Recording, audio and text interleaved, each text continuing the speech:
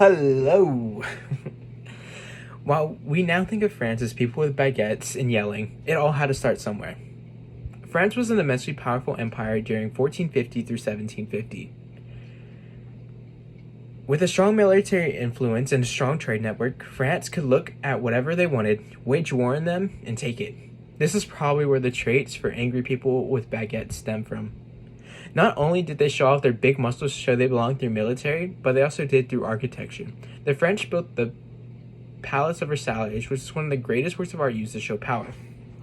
Here we have the Palace of Versailles, and here we have the French army. Big muscles. This was also France's large trade network that contributed to their power. Of course, with great power comes great rivals.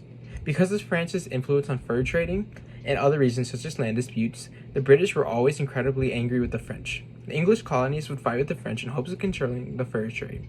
This was extremely important to France as their main economic systems were based off that they could trade fur, have slave labor, and mercantilism in New France. The British would slow down the powerful empire, but would not stop it from becoming a large fur trade enterprise.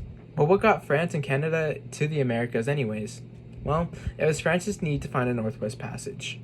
France would sponsor events to find a way. While they did not find Asia, they did find the St. Lawrence River. This led them to claiming Canada for the French. Then, when they saw America and its rich resources, they immediately saw the cash flowing in and took land in the Americas to exploit its riches. The political structure in France changed as they looked for more power. Due to France's belief in skepticism, they would eventually establish a government known as absolutism. This was where all the power would go to one person. In this case, it was the king. This would work for a while until later down the road when it would start to weaken France. This type of government would keep the same social structure, which was clergy, notability, and commoners. The clergy were people such as the king and religious people. They were the highest in the social structure. The second was nobility. The nobility was the wealthy elite and only made up a small percentage of the population. And at the bottom of the chain were the commoners. The commoners were a majority of the population, usually made up the working class. To conclude, we will finish with the legacy and the impact of the French. Due to France's power, all the countries in Europe would come together and talk about how they hated France, wanted them to chill, and start a war on them. This would lead to a war starting in 1701 called the War of Spanish Succession. The war would end with the help of the Treaty of Utrecht.